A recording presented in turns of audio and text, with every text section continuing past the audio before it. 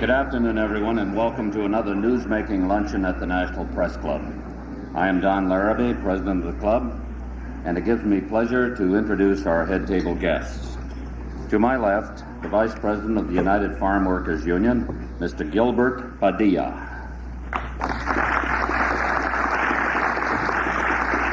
To my right, the Secretary of the International Brotherhood of Electrical Workers, Mr. Joseph Keenan. To my left, the Assistant to President Cesar Chavez and his son-in-law, Mr. Richard Ibarra. To my right, Mrs. Robert F. Kennedy.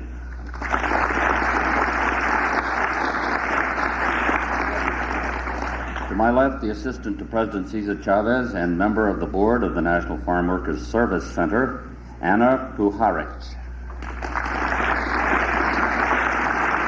To my right, the Secretary for Research of the United States Catholic Conference, Reverend Monsignor George C. Higgins. To my left, the President of the American Federation of State, County, and Municipal Employees, Mr. Jerry Wirth. To my right, the Director of Organization for the AFL-CIO, Mr. William Kirscher. To my left, and here's a switch, the famous political satirist at the Shoreham Hotel, Mr. Mark Russell.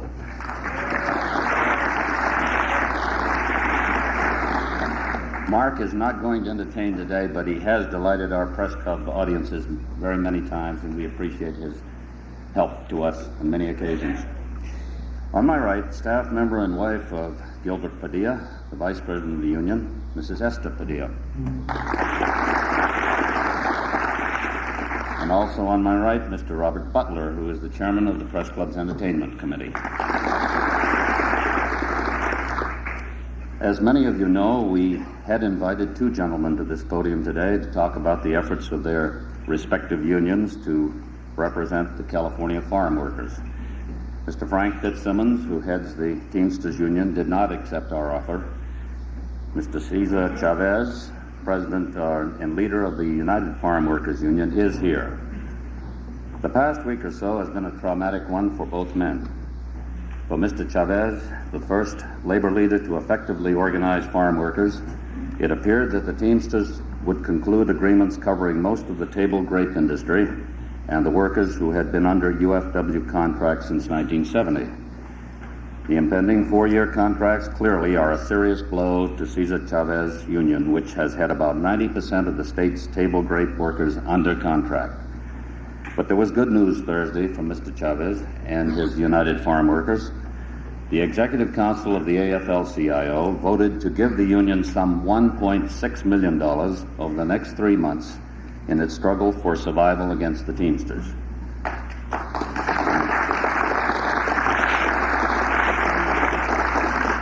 The money will be used to pay strike benefits to farm workers in the Coachella Valley, described as the real battleground in the UFW's fight to hold on to its members. We're not ignoring the fact that there are California farm workers who don't choose to join either union. One of them, in fact, has had a press conference here at the Press Club today. The issue of compulsory unionism will perhaps be a future topic at this podium. But today, our focus is on one of the unique figures of the American labor movement, whose name has become symbolic with the Great Boycott.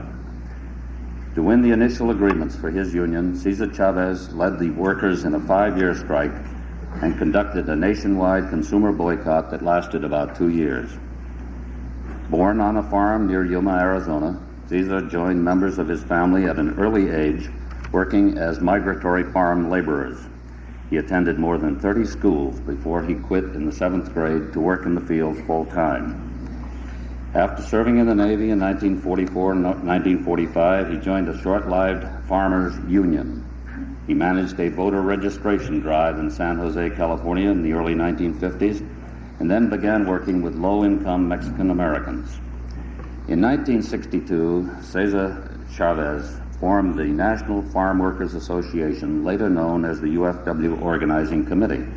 It was this group, joining with Filipino workers in a strike against grape growers at Delano, California, that brought about the historic 1970 agreements. There is little question that the boycott of table grapes was the union's most effective organizing weapon. Cesar Chavez has tasted power and defeat, if not always grapes. He is about to see 8 years of organizing effort wiped out with the stroke of a pen. But no doubt he has plans to keep this from happening, and we expect to hear something of them. One follower has called him a Moses leading his Chicanos out of the economic jungle. His detractors and critics say the mass media have made him something of a saint. Well, emotions run high around men of action and controversy, but he is here to speak for himself, and we are here to listen. Whatever else may be said, our speaker clearly has pulled at both the heartstrings and purse strings of many Americans. Mr. Cesar Chavez.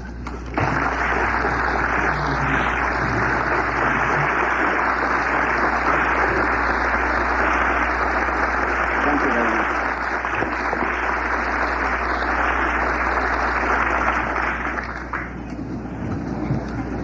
Thank you very much, Mr. Larrabee. Want to acknowledge some of my friends in the head table. Brother Gilbert and Esther Padilla, who've been with us for a long time. My very close friend and someone who has taught me an awful lot about the labor movement, Bill Kircher, the director of the Department of Organization for the AFL-CIO. Another person who has been very close to us, as a great friend of the movement, Monsignor Higgins. And we have a very special friend with great and fond memories of her husband helped for us, Ethel Kennedy. We're happy that you're here.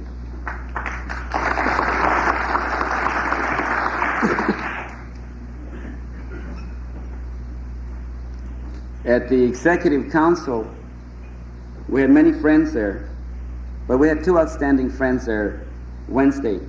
Brother Joseph Keenan of the International Brotherhood of Electrical Workers, and Brother... Where's Brother Keenan? Right here. Oh, right here, yeah. And Brother Jerry Worf of the State County Municipal Employees Union. I also want to acknowledge the presence of Bishop Rout, the new General Secretary of the National Conference of Catholic Bishops. I understand he's in the audience. And then,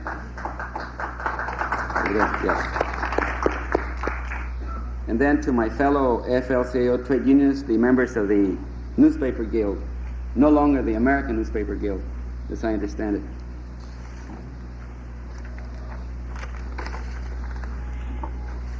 As you came in the door, you were given a book entitled Little Caesar. I'd like to warn you that Ralph de Toledano has his facts mixed because, you see, my birth date is incorrect in that book. And he must have had me confused with the real Little Caesar of that book. Friends, on April 14th of 1970, after 5 years of struggle, a boycott that many will remember as one of the greatest boycotts in the history of the labor movement in this country. After countless acts of heroism and dedication and sacrifice, we were able to get the table grape industry in California and Arizona to recognize our union, to sign contracts with us. And those contracts were for 3 years. And exactly 3 years after that date, on April 14th of 1973, on an unprecedented vicious attack by the Teamsters Union, an irresponsible action that's going to be their eternal shame, they came in and made book with the employers in Coachella and signed up those growers whose workers we represent. Why the Teamsters came in, we don't know.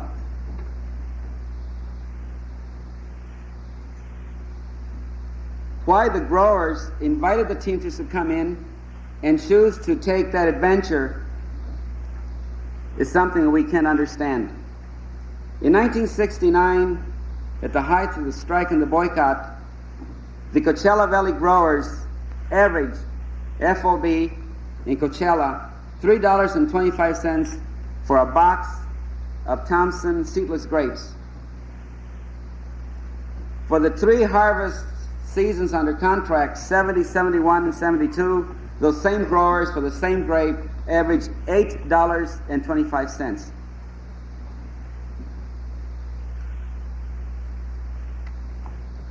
You see, the growers made a lot of money on grapes because of our union and the help of many people throughout the country, because who had ever heard of a grape before the grape boycott? Well, we can only guess why the Teamsters came in. They say that they have the workers, that they represent the workers, that they have petitions signed. When we challenge the Teamsters and the employers, the growers, to elections, then all of a sudden they're not too sure about whether they represent the workers or not, because in the last almost 3 weeks, we have not been able to get them to sit down and say, yes, we agree to elections. It certainly isn't because they are going to give the workers better contracts, because of all the years of struggle that we had with those table grape growers, the central issue was whether they were going to keep the old custom and tradition of having the labor contractors deal with those workers, or whether it was going to be a new day and we were going to do away with the patron system and have those workers be hired through hiring halls with rules and regulations as to who gets hired and who gets promoted and so forth. And so I'm sure that it isn't because the Teamsters are going to give them better representation. And certainly it cannot be because the Teamsters are so concerned for the farm workers. Farm workers were there a good 40 years, and the Teamsters were there a good 40 years, and nothing happened. They didn't show any interest in organizing them. It seems to me that the best guess we have is that this is a 3-way deal. That the growers with the American Farm Bureau Federation, the Teamsters, and the Nixon administration got together to put our union out of business. A very disgusting and shameful act. We're arguing with the growers over the whole question of a hiring hall. And we said, it isn't the hiring hall. The reason we want the hiring hall is because there's an evil that we've got to do away with. The whole question of a labor contractor has to be dealt with by any union if you ever hope to have a union that's worth anything, if you ever hope to have the exploitation and the way that those labor contractors deal with our people. And so the growers do not want the hiring hall, and they told us that this was a strike issue. The Teamsters came in and bragged and boasted that they did not want hiring halls. And so the labor contractors are right back in there, in those fields. The labor contractor that's despised and feared by the worker is now taking care of him. The labor contractor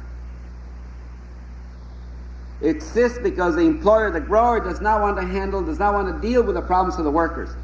It's very easy and very simple for the grower to tell the labor contractor, here is so much money per worker. Here is so much money for every box that they pick. You take care of the workers. I don't want to deal with those problems.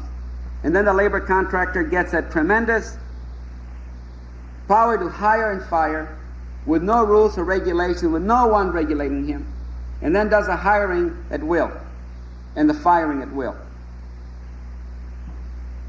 It's beyond me to see how do the Teamsters hope to administer the contracts. How are the workers going to file grievances when they get fired, when a worker refuses to kick back money, when a worker speaks against a labor contractor, or maybe is not very nice to him in his response. The Teamsters claim to have a health and welfare program. I like to see them try to collect money from the labor contractors. The federal government can control, we can't even collect the Social Security contributions. I can see how they hope to collect that money for that contribution. You see, already the 10-minute break that those workers got in the morning, mid-morning, and mid-afternoon is gone. The potable water that we fought so hard with, individual cups, it's gone. The tremendous fight that we had to have separate restroom facilities for men and women, it's gone. Child labor, we fought so hard, it's back in.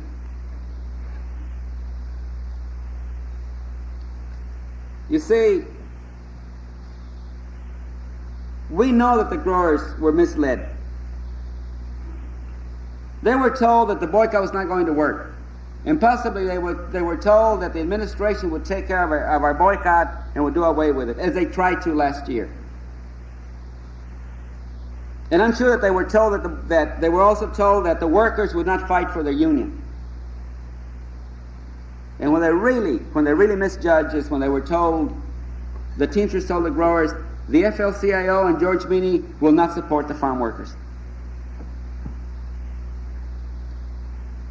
We knew better. And they're very surprised in Coachella now. Those growers, the reports that I got back this morning is that when they heard the news, they said, oh no. And see, our experience with the Federation, with the AFL-CIO, has been a good experience. We've been able to get through to them when we needed help. George Meany's experience in organizing farm workers back in 1937 in the same spot where we're organizing today gives him a very complete understanding of what we're involved with. The support that they gave us in money and manpower, pledging 4 cents tax on every member throughout the Federation is something very, very unique. And something I'm sure that those who know labor history and know the movement will have to agree with us that this is strong support. For the record, we want to say that since we became a part of the Federation, we've experienced respect. You see, George Meany, Bill Kircher, the other members of the council understand what we're trying to do. And they said way back in 1966 that the farm workers had a right to have a union, unlike the Teamsters. I remember President Meany saying these workers have a right to have a union back in 1971 when we were given the charter as a national union. And you contrast that with what Ina Moen of the Western Conference of Teamsters said a couple of weeks ago in an interview with the Los Angeles Times. He said, we're not sure that the farm workers are going to be having meetings for the next 2 or 3 years. These Mexicans don't know how, I'm not quoting him, but something to the effect that these Mexicans don't know how it is. Well, they can't run their union, their meetings. It'll be a while before we can do that. And he said maybe by then the machines will come in, and he said and all these minority group people, including the Chicanos, will probably go somewhere else, and those machines will be driven and operated by the white workers, and then we can have meetings and have a union. It's on the record.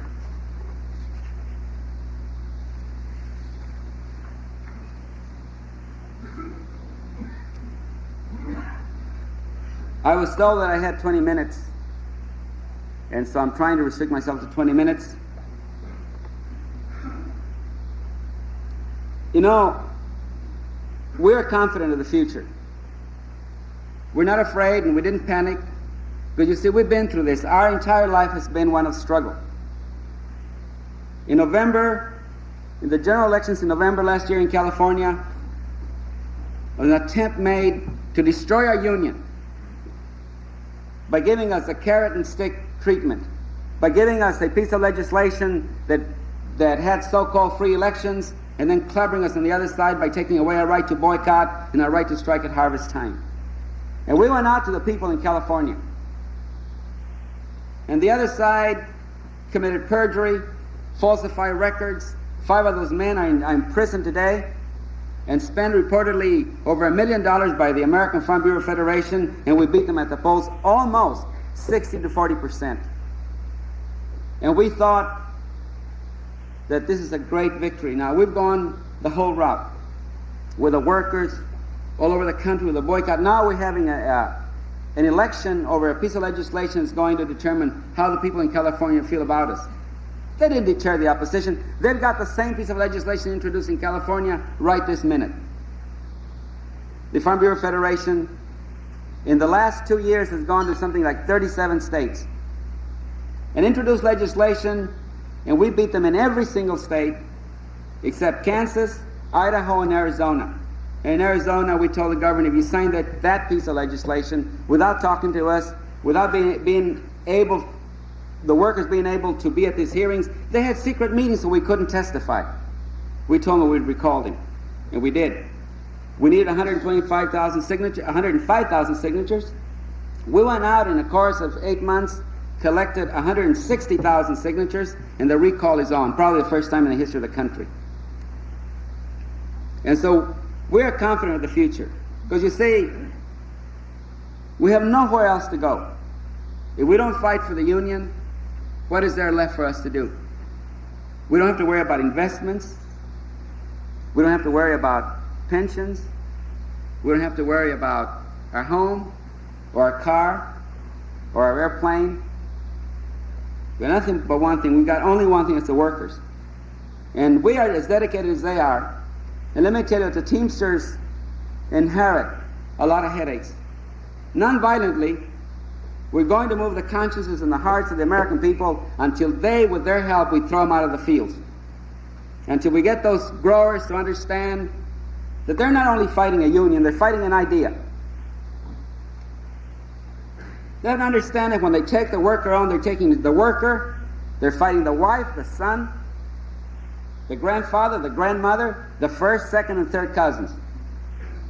They understand that when they take our union on, they're going to have to fight a lot of people, especially in the kind of disgraceful union-busting activity that the Teamsters got themselves involved in this one. When we came into the labor picture in 1962, our people were getting 80 cents an hour.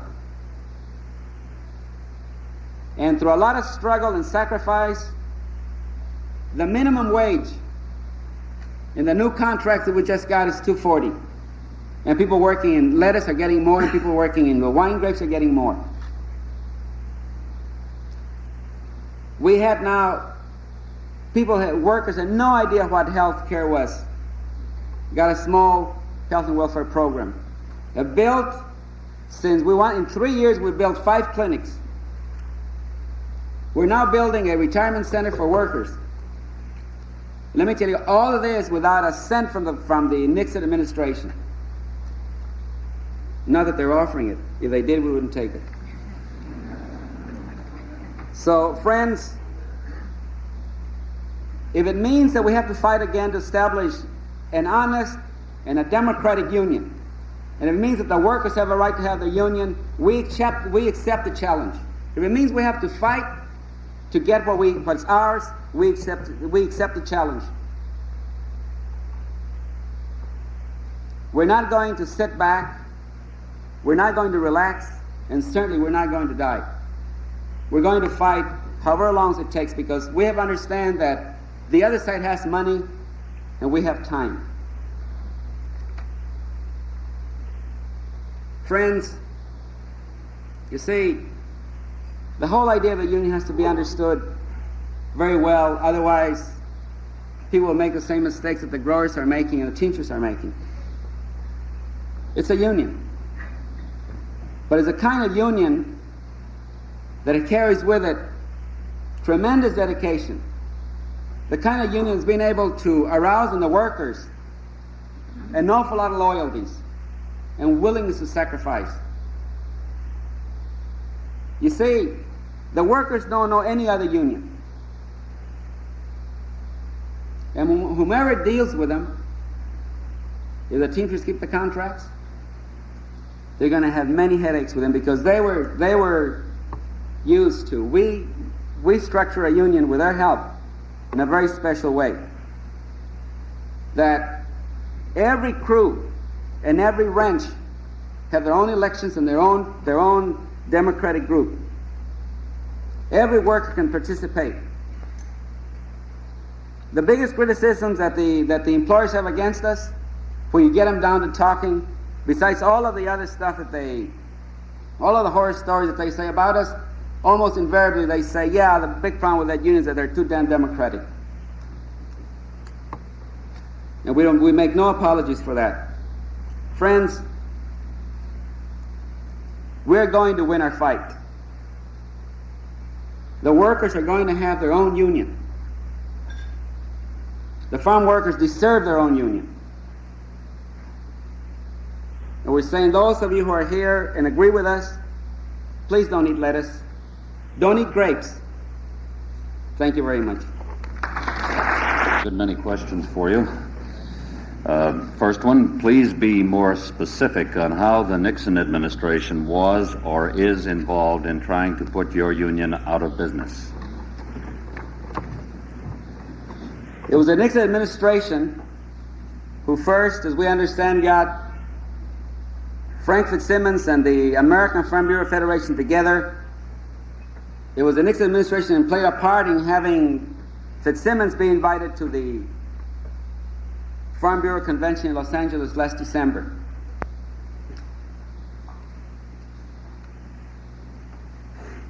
The Nixon administration has refused to investigate and to make public the charges that we've made that the lettuce growers pay money to the Teamsters to combat our union. The money was given by the growers to the Teamsters to hire goons to beat up our people. And we know that the information was gathered by the FBI, but we've not been able to get that department. We've not been able to get the U.S. Attorney in San Francisco. We've not been able to get the federal grand jury who investigated that out of San Francisco to give us any responses. The most we've gotten is that, yes, there was an investigation.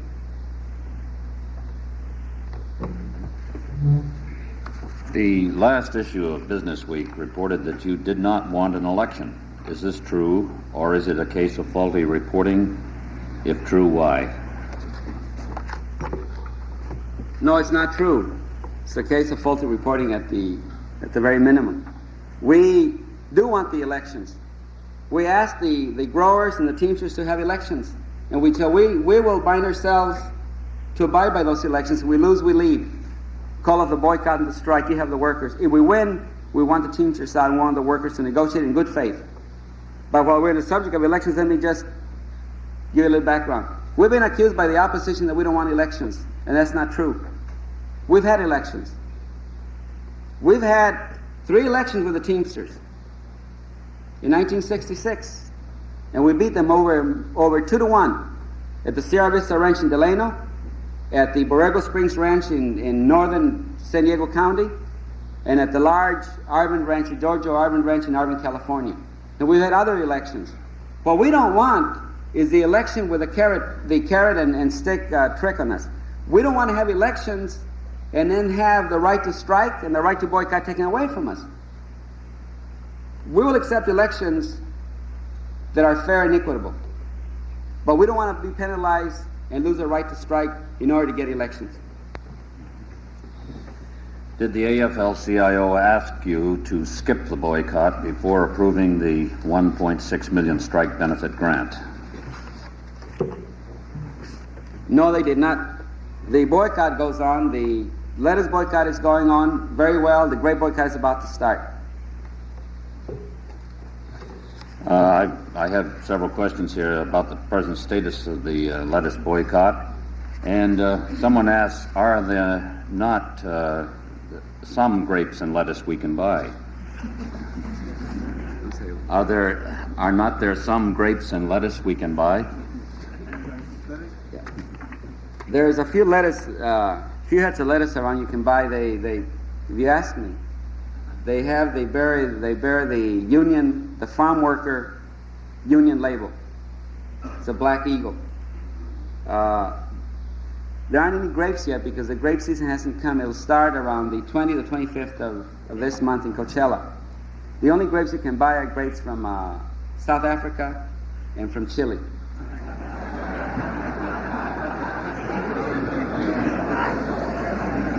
How do you plan to spend the $1.6 million granted by the AFL-CIO? The money is going to be used exclusively for strike benefits. It's going to go into a strike fund. See, we've never had a strike fund. We've never been around long enough to be able to build one. So this will be our first strike fund.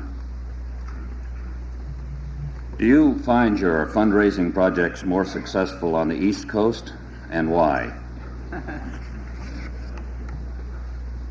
The person asking the question knows, yes.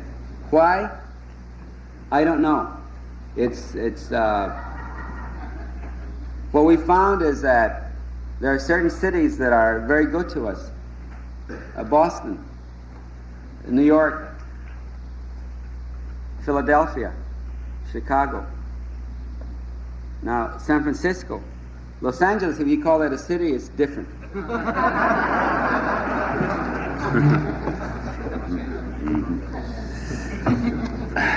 How many dollars have been collected by the Robert F. Kennedy Memorial Health Plan, and how many dollars have been paid out in worker benefits? There's another question related to that. How much money is in the fund now? How much did you pay out last year, and so forth? Do you have that information? I have very close figures, but we have collected about $6 million. This is the Health and Welfare Fund that was named in memory of our good friend, Senator Bobby Kennedy. It's a fund that's administered by the union, was administered by trustees. We've paid possibly around $3.5 million. The first 2 years, we did not pay any benefits. We were collecting, we were trying to get up a reserve. Now, in the last year, 1972, we're now spending about 85% of the money coming in. Someone asked, actually, doesn't the $1.6 million contribution from the AFL-CIO represent all parts of the country? Yes, it does. It represents members all across the land. If the present trend continues of Teamsters signing contracts with growers, who will constitute your membership? A lot depends how you define membership. The contracts were taken over by the Teamsters, but the workers are still paying dues to our union, and they're not paying dues to the other union. If the trend were to continue, of course, we wouldn't have any members, but it's not going to continue. Your critics say you aim to be dictator. Do you consider yourself a labor leader or a social leader? Or a dictator. Or a dictator. You know, my grandfather used to tell me that he used to work in the haciendas in Mexico before the Mexican Revolution, that they were told by the haciendados, these are the hacienda owners, he was very small, don't eat salt, because salt is bad for you, it'll make you dumb. We found out later that the real reason was that salt was very hard to get, it was very expensive. Here today, when workers start getting together and building the power that they need to take care of themselves, they're also told by establishment, power is bad. And the ones that are saying it's bad are the ones that have the power. And I wonder why.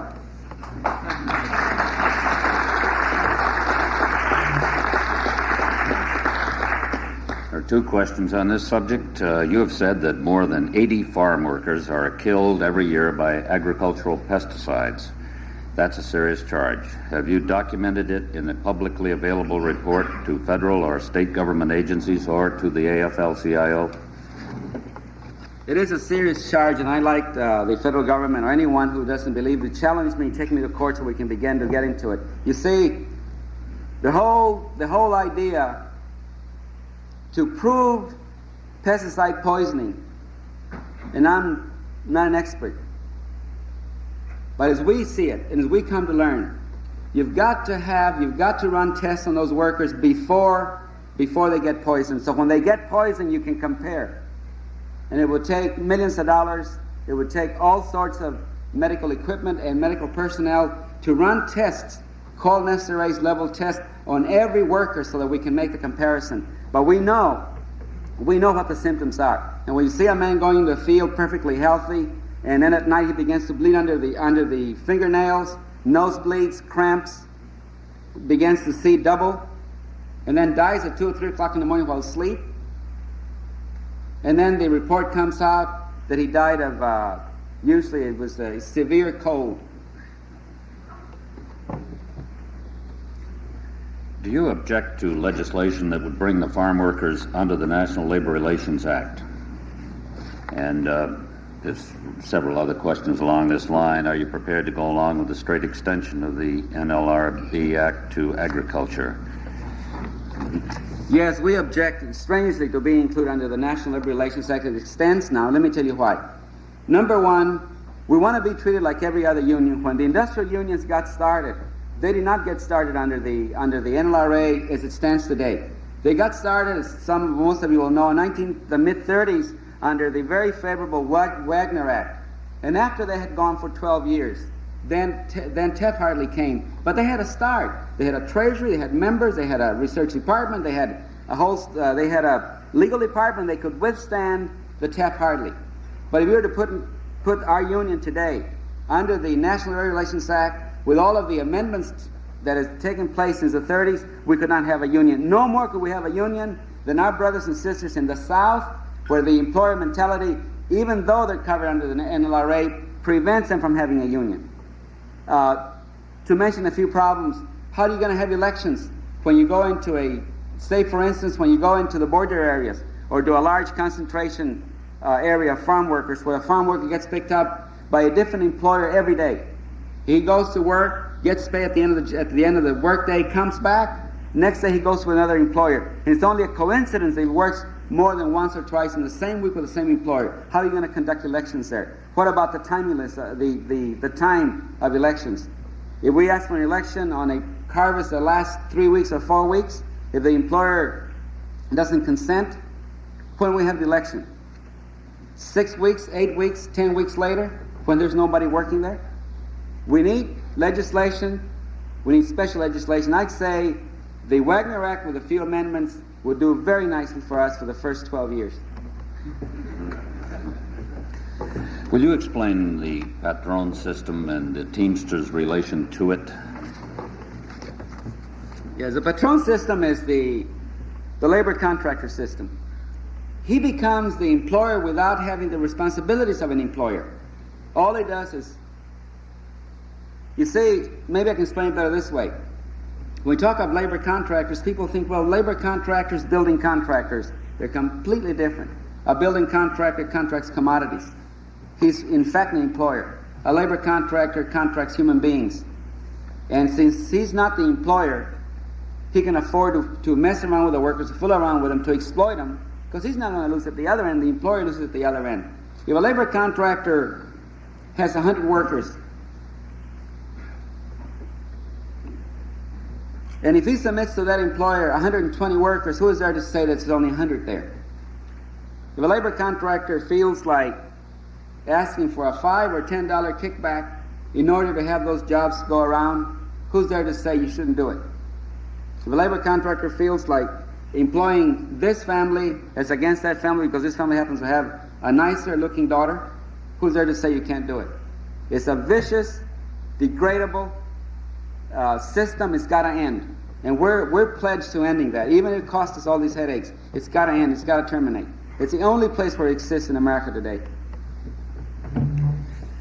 Mrs. Mendoza just held a press conference claiming to speak for farm workers. Does she or is she a labor contractor, as was charged at the press conference?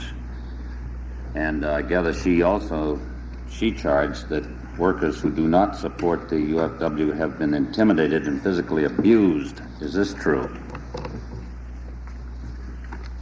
Mrs. Mendoza is a member of a union.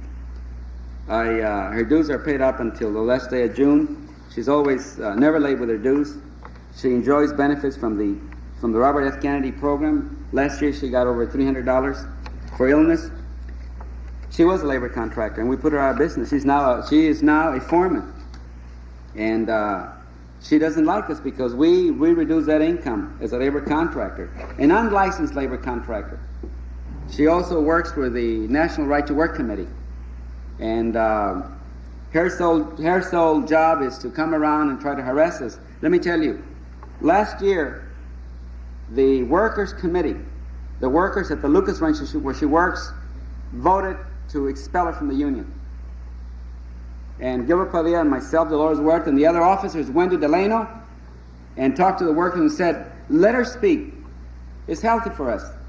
And we convinced them to reverse the decision. And she's a member. And she was charged with conduct on becoming a member and a whole slew of interference with the contractual obligations that we have, like refusing to go to the hiring hall, firing people because they spoke in defense of the union, and a whole bunch of other things. And we said she has the right to speak if she wants, as long as she doesn't interfere with the contractual relationships that we have, an obligation under the contract. Let her speak.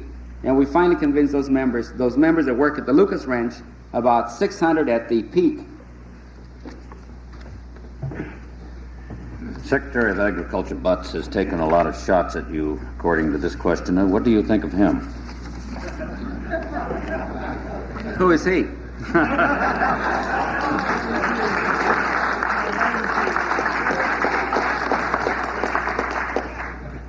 Well, we've got another cabinet. We've got another cabinet officer in here in the picture. Secretary of Labor Brennan is, according to this question, is friendly with the Teamsters. Is he fair to you? I don't know. We haven't had any dealings yet. You see, the administration comes down only when they investigate us. They've never come down to say, well, we're from the Labor Department. You're a labor union. We'd like to, what can we do? How can we? We're not invited to participate in any of the things that the Labor Department does, any committees, any studies, especially dealing with farm labor. To them, we don't exist. I don't know about Secretary Brennan. I haven't had any dealings with him yet, but when I do, I'll let you know. All right. Of the food chain stores, which are the major violators and which, if any, are sympathetic to you? The food chain stores in America today are the real cathedrals. More people go to supermarkets than to the restrooms these days. They have, all of a sudden, acquired tremendous power. That when they put all of those little pop and mom stores out of business, they took that power. But they forgot to take with that power the responsibility that comes. And we say that they have a responsibility. If they get plums and grapes and avocados and whatever it is that they sell in those supermarkets, if it gets there at the exploitation of the workers, and if they make tremendous profits, they have a responsibility to those people who are being exploited. And we're saying, and the fight with them today is that they've got to assume their responsibility. They don't want to, and we want them to assume it. And they have to, because if they acquire that power, they've got to take the responsibility that comes with it. From another shopper, our local chain Pantry Pride displays a sign over lettuce that it is UFWO, but no label on the head. Is that correct? Firm is Inter-Harvest, I think. If it's Inter-Harvest, it's good lettuce. Yes. Here's a chance for you to philosophize a little bit. Do you have a general prescription for promoting economic justice for all? If so, what is it?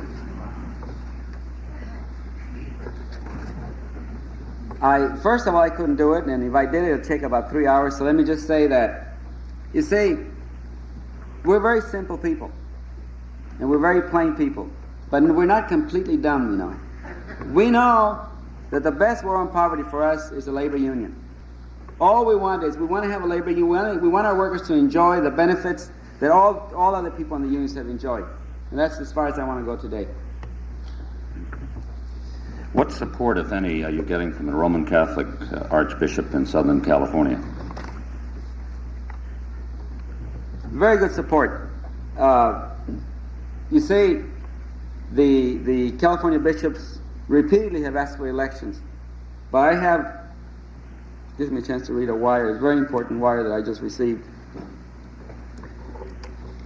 The National Conference of Catholic Charities and affiliates around the United States support the United Farm Workers' determination to extend collective bargaining contracts in grape industries and lettuce field. We are today, Friday, urging some 1,600 affiliated agencies and institutions to work locally and in support of your current efforts to secure social justice and dignity for farm workers. Reverend Monsignor Lawrence J. Corcoran, Secretary, National Conference of Catholic Charities. And let me add that throughout the country we enjoy terrific support from all of the different denominations and all different faiths.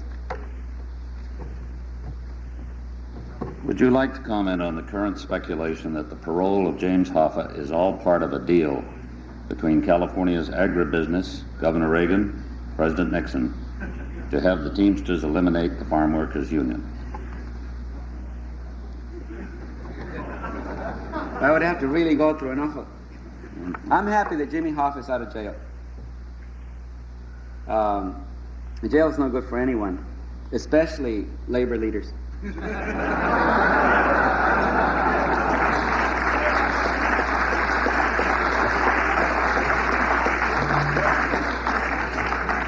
In laying claim to having improved the lot of farm workers, how many lost jobs will you claim by forcing farmers to mechanize and divert to less labor-intensive crops? Now, that hasn't come yet, although some growers would like to and some scientists. But you see, there are more farm workers in California today than there were 5 years ago. It's strange and hard to believe, but that's a fact. And the reason is that there are more acres being opened today. There are more acres under cultivation today than there were 5 and 10 years ago. Now, the machines are not being brought in because we're organizing workers. Nothing to do with it. If that was the case, then why did they put out the whole labor force? Thousands and thousands of workers in the South, in the Midwest, in the Southwest rather, out of cotton. Not because the unions were around. No, see, the machines come when technology is ready, when they've got the whole thing worked out. Machines come whether it's a union or not.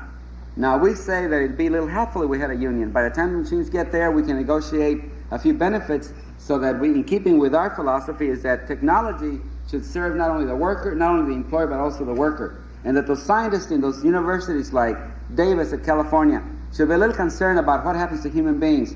They'll develop a machine, they'll get the machine to displace the people, but what happens to those people that get displaced? No one's found the answer, because money is being spent to develop machines, and it's not being spent to see what can be done for those workers. And so people say that we can't hold progress, that we got to let the machines come in. And I may be out of step with many labor leaders. I say progress is not to put people out of work. Progress is to keep people working. If an employer has to mechanize because he doesn't have money, because financially, economically, he's got to have machines, is one story. But if that grower wants to mechanize because he wants to be a hog and make more money at the expense of putting people out of work, we say nothing doing. We don't stand for that. We have 3 questions on one sheet here. How many paid-up memberships do you have? Without Teamster money, how much do you have? Do you report fully? I don't know what that means. Do you report fully to the Labor Department? Let me answer the last one. If we didn't, we'd be in jail. How much money do we have without the Teamster money? We don't have any money, so we have the same money. I think the question was how much money do we have without the AFL-CIO money? Yeah. We have about enough to operate for about 60 days. Our budget runs about $200,000 a month, and so we have twice that. Now, with this money that we now got, that doesn't go to the operating budget, but it goes to the special strike fund. So we're not a rich union, not by a long shot. There are other states, New York, Ohio, Michigan, and others, which grow grapes, lettuce, and other products. How are their labor people taken care of for their benefits?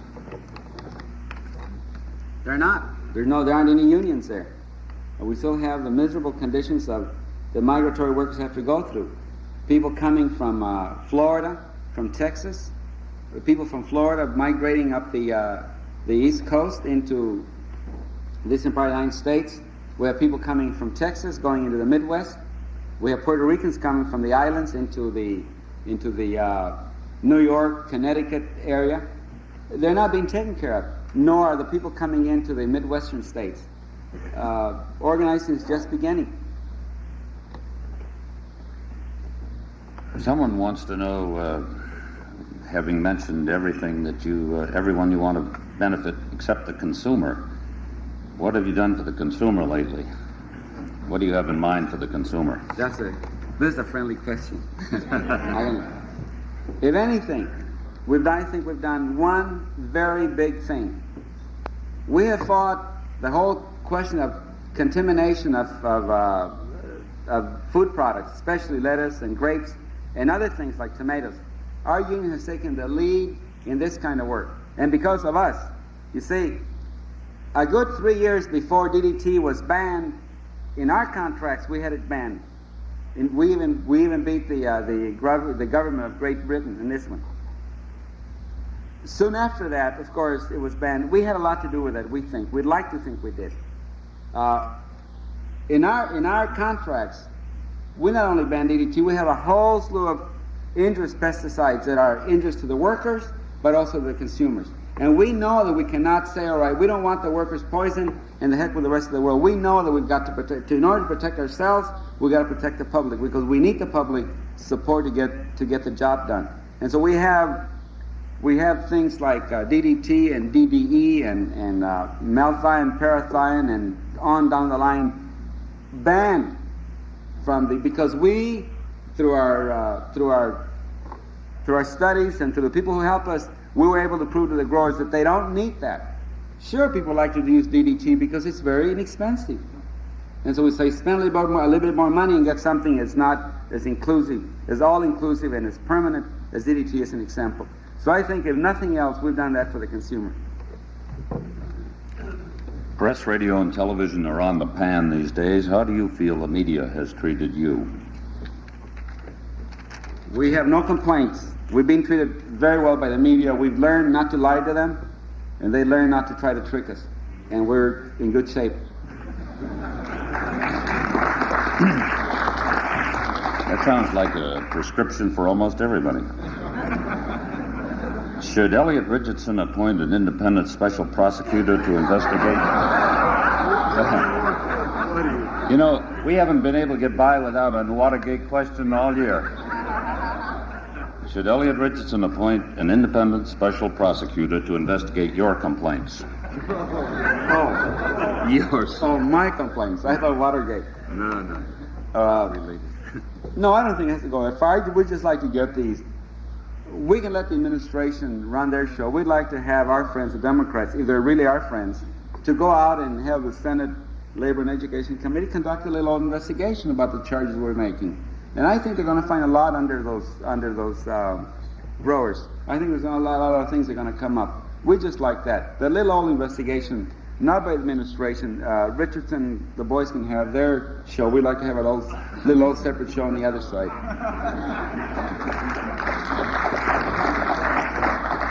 So next to the last question, what problems have you had with the growers bringing workers from Mexico? Well, you see, when they're not breaking our strikes, we don't have any problems because they don't have to bring workers from Mexico. Now, when we begin to strike, then we have many problems because they go to Mexico and they import the illegals, the men and women who don't have any legal status.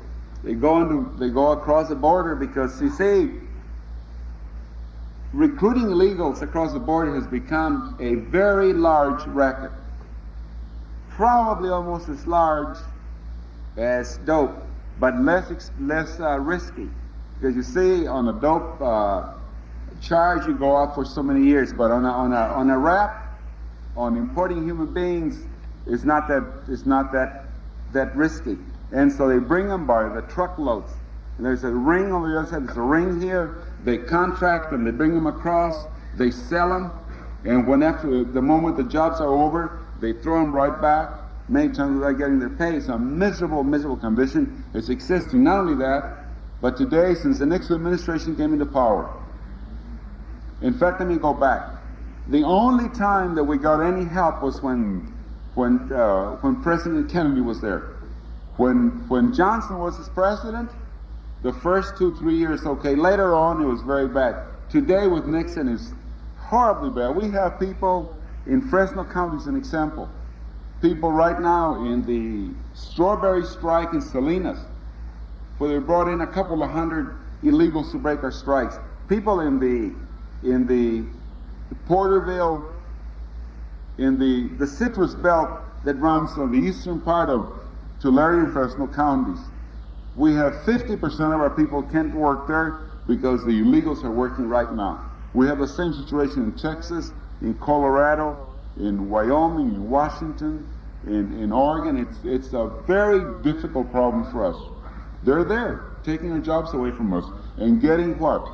Well, we get under contract $2 in the valley, they're getting $1.60, $1.40, sometimes less than that. Mr. Chavez, thank you very much for coming. On behalf of the National Press Club, I'd like to present to you our certificate of appreciation. This recognizes all the times you have dealt with us in truth, and I hope that we've dealt with you without being too tricky. Yeah. And I've got something else for you, although I know you don't wear a necktie. This is our summer necktie for the Press Club. And my question to you is, what are you going to do with it?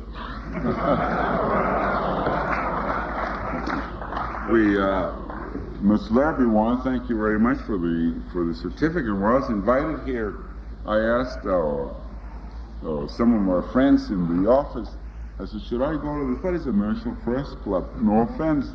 And they said, oh, it's a very prestigious place. You should go.